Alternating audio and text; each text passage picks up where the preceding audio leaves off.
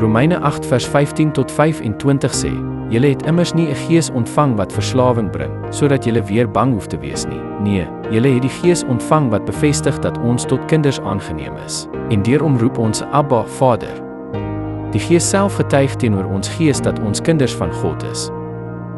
Maar as ons kinders is ons ook erfgename van God en mede-erfgename met Christus, mits ons inderdaad saam met hom ly, sodat ons ook saam met hom verheerlik kan word.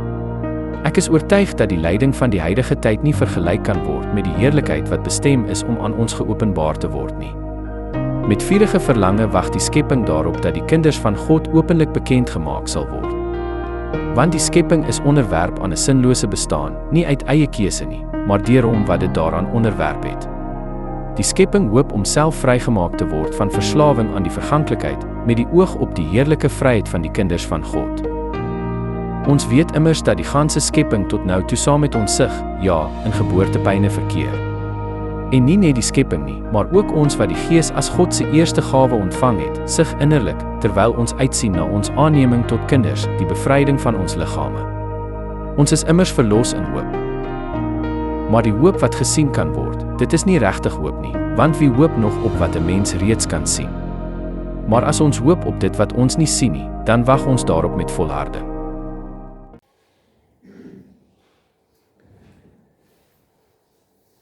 So 2 maande terug, toe ek op pad was om die kinders daar by die skool te gaan haal, nou ry ek baie keer sommer daar van George af se kant, daar by die arbeidsplaas, kom ons baie vinniger om te ry. Nou stop ek daar by die garage aan oorkant ver kort, julle ken daai en dan gooi ek nou eers diesel daarin. Nou ek moet sê, dis seker een van die goedjies wat die Kaap so ongelooflik lekker maak. Jy kan petrol ingooi en jy kan hoor wat skinder hulle langs jou, nee. Nou die tannie wat my kom help is sommer lekker dikbek, hoor. Ek sien sommer die ander kliënte kry almal 'n smile en sy help almal met 'n help hulle na stap. As dit by my kom, nee, lyk dit vir my of die bussie op haar voet staan, want sy's glad nie beïndruk om my te help nie. Man, dis so ongelooflik. Ek vra vir haar, is alles oukei? Sy antwoord, ja, jy try my mos scam. Maar sy het my verloor, hoor. Want ek het nie 'n cooking clue waarvan sy praat nie. Ek dink sy kon die vraagtekens op my gesig sien. Jy wil nie daai kassie aan my verkoop nie? Nou is ek nog meer verlore. Wat 'n kassie, waarvan praat jy?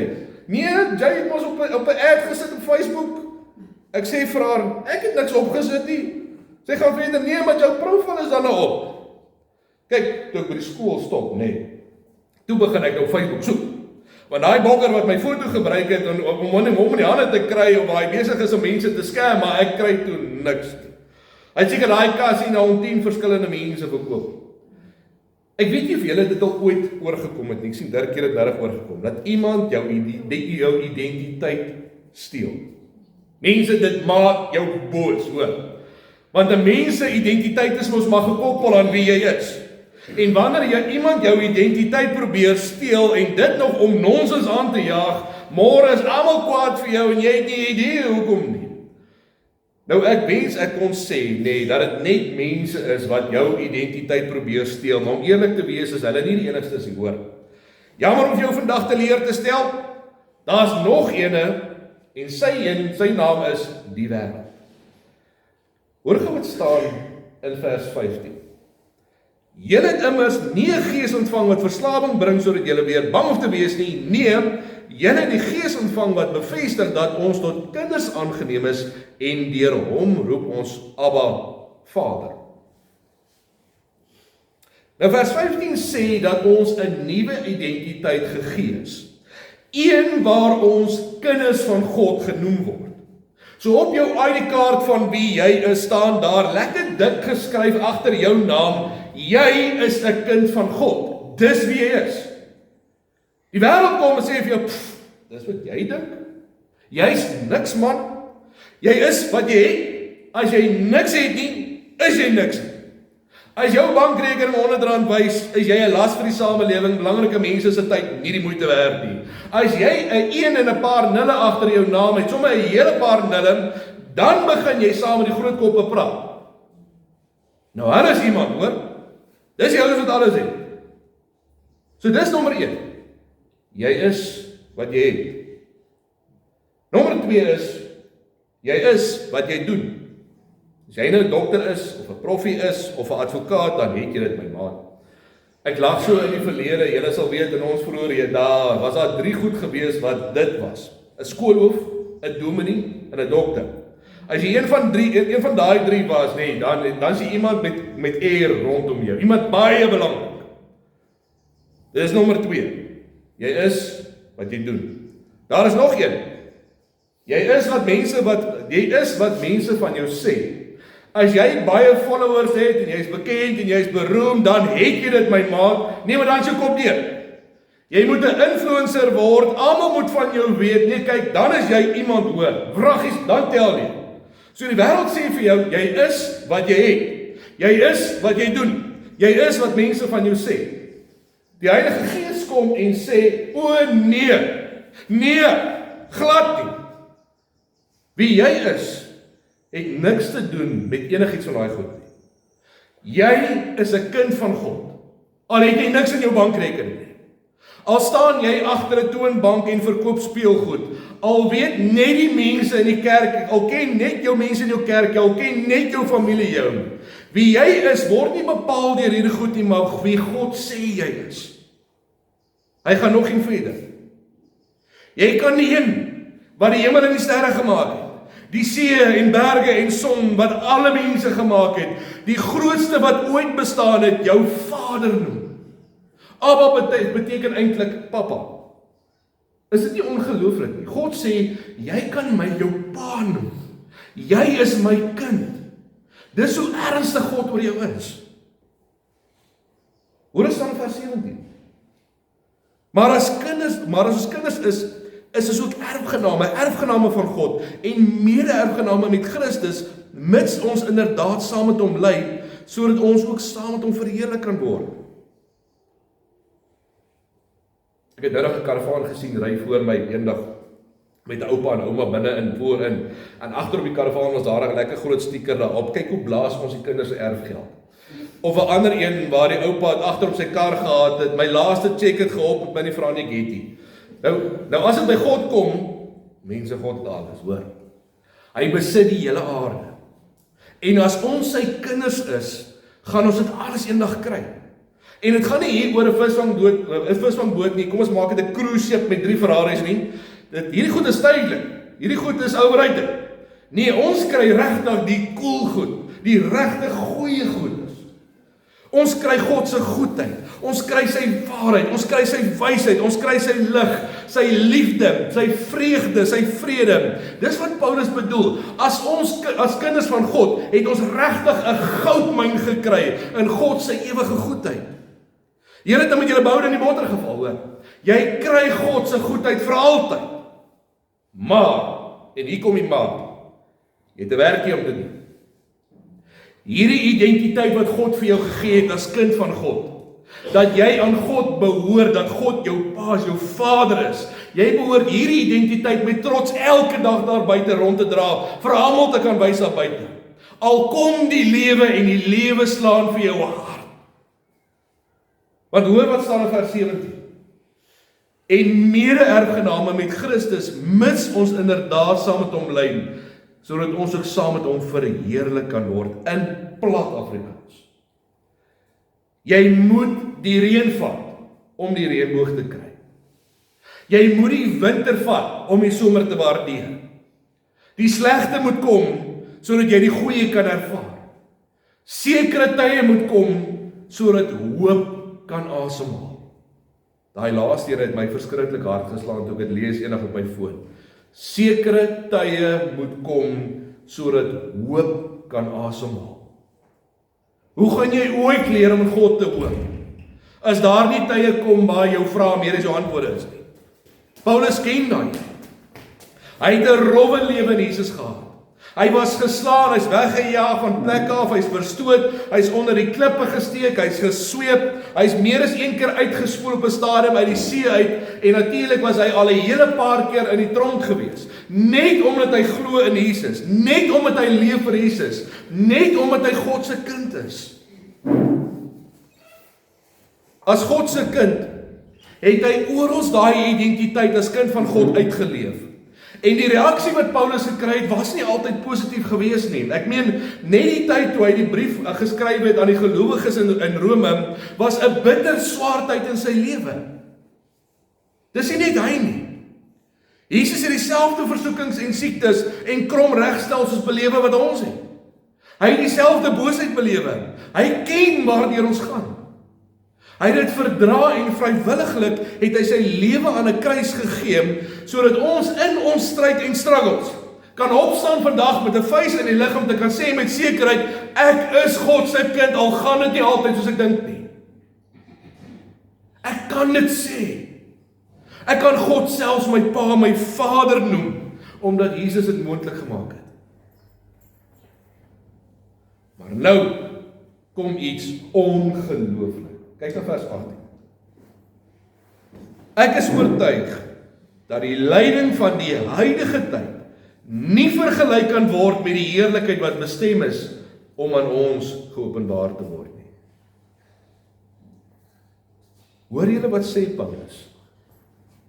Wat jy nou deurgaan, wat jy nou ervaar, is niks, nie 'n druppel in die emmer, in vergelyking met wat jy eendag kry en wat vir jou wag nie.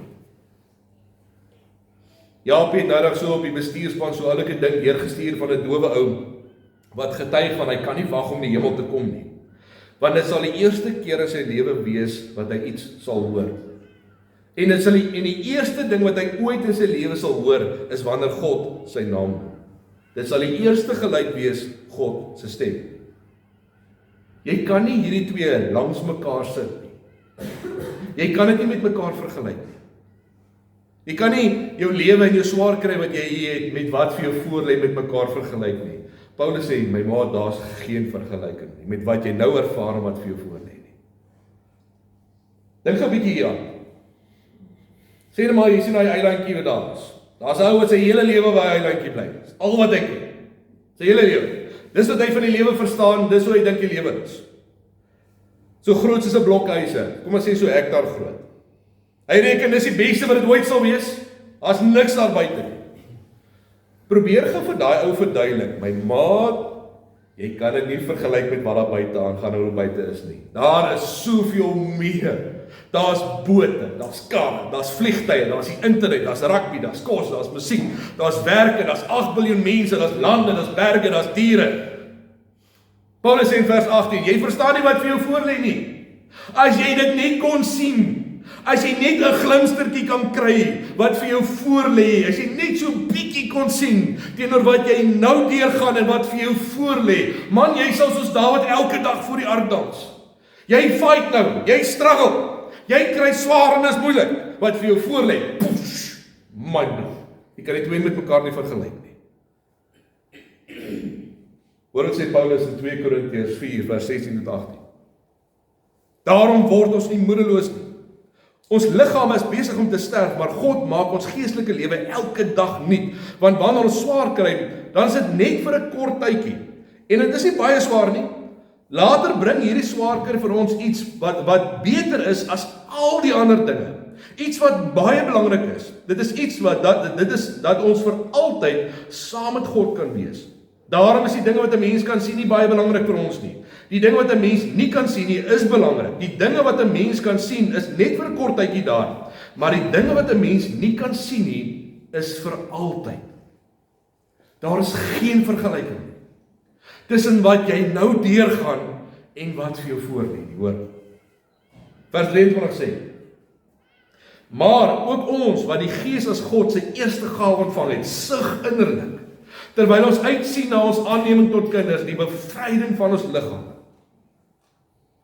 So al het ons die Gees, selfs hierdie nuwe identiteit in God as God se kinders, Paulus sê, ons gaan sug. Jy sit sommer so mooi op, nee. Want dis presies wat gebeur. Ons is so opgewonde oor wat voor lê. Maar kort, dan kom die lewe, en dan kry ons hierdie paar harde ouer, sak ons hom weer. Verstaan dit so, hou die dag, toe kom Poekie, en hy vra vir my, wanneer verjaar die 23ste Julie. Ek sê vir hom die 23ste Julie, dis om die draai. Eers baie raak opgewonde, hoor. Uit sy kassie uit, want 'n kind kan mos nie wag nie, hulle wag tot in ewigheid om te verjaar. Voordat mense kry nie van 'n genoeg gebreekie. Dis nou waar hy sê ding vandaan kom, waar hy sê verjaarsdae is baie lekker, maar te veel van hulle is baie gevaarlik, hoor. Nou die volgende vraag toe kom hy net daarna. Nou hoeveel slaapies is dit nog? Nou wil ek sê vir hom, dis nog so 'n paar slaapies, maar hy het 'n teleurstelling, maar nou begin hy uitwerk. Dis al baie lank wat hy moet wag tot die 23ste Julie. Dit vat te lank, hoor. Daar's nog baie goed wat moet gebeur intussen tyd voor sy verjaarsdag kom. Eers die skoolvakansie wat verby moet kom en dan 'n hele week se skool, 2 rugby oefeninge, 4 dae se huiswerk. Dis wat Paulus sê in vers 23. Ons is baie opgewonde, maar ons sug, want die lewe intussen tyd is nie altyd maklik nie. Dis daai, dis 'n fight. Dis watertrap om kop bo water te hou. En nou kom ons by 2 baie belangrike goed. Kyk in vers 24-25. Ons is immers verlos in hoop. Maar die hoop wat gesien kan word, dis nie regtig hoop nie, want wie hoop nog op wat 'n mens reeds kan sien? Maar as ons hoop op dit wat ons nie sien nie, dan wag ons daarop met volharding. So hoekom gee ons nie moed op nie? Intussen tyd, waar ons so sukkel nie, hoekom gee ons nie ons geloofskaartjie terug nie? Paulus sê, omdat ons met hoop leef. As kinders van God weet ons wat vir ons voorlê, kan nie vergelyk word met wat ons nou het nie. Nie naaste by nie. Die lewe kom en dit staan, maar ons lewe met 'n vooruitsig vir dit wat vir ons voorlê. Ons lewe met hoop. Hierdie hoop maak dit ons aanhou, ten spyte van wat kom en die wêreld ons kant toe gooi. Hierdie hoop hou hierdie vlam in ons harte wakker. Hierdie hoop maak dat ons fokus op wat voor lê en daarom hou ons aan, ons gaan lê nie. Ons het 'n hoop.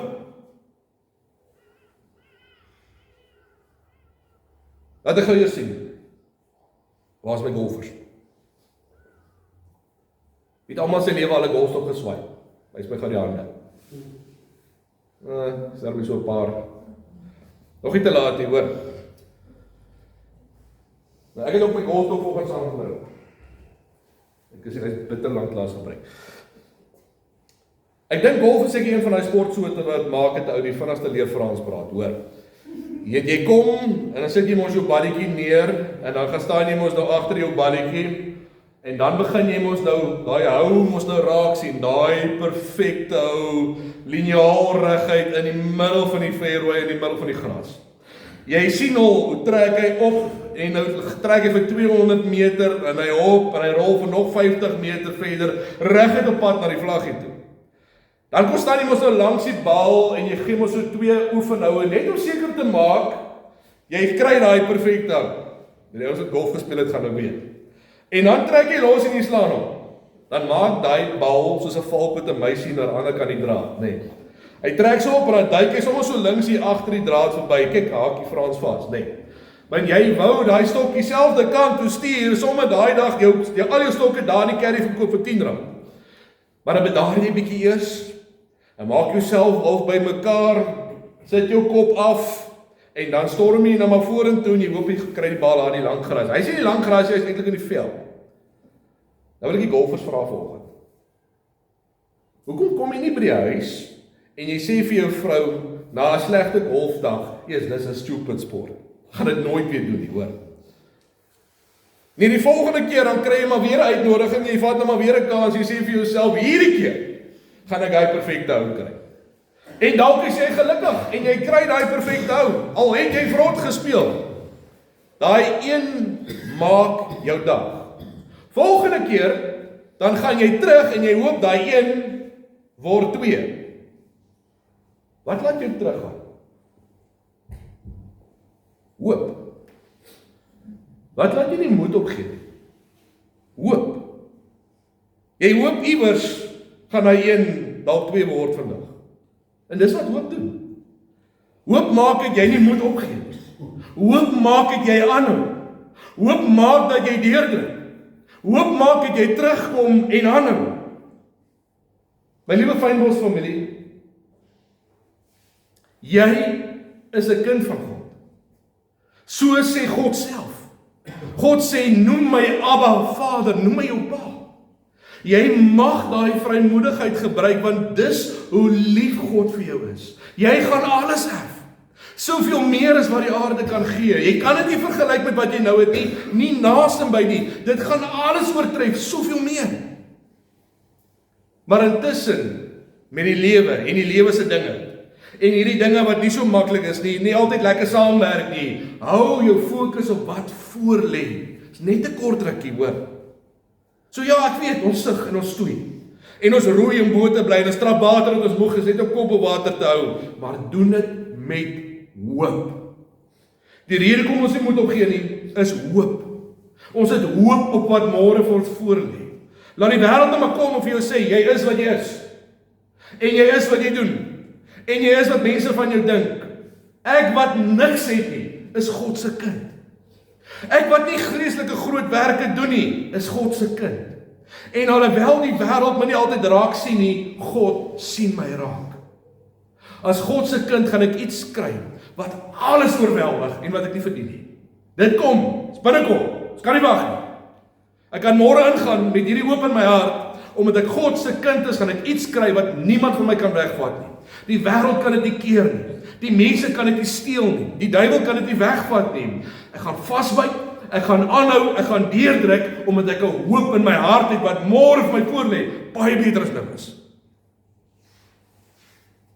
Ek weet wat wag vir my. Ek weet waar ek gaan wees. Daarom gaan ek aan.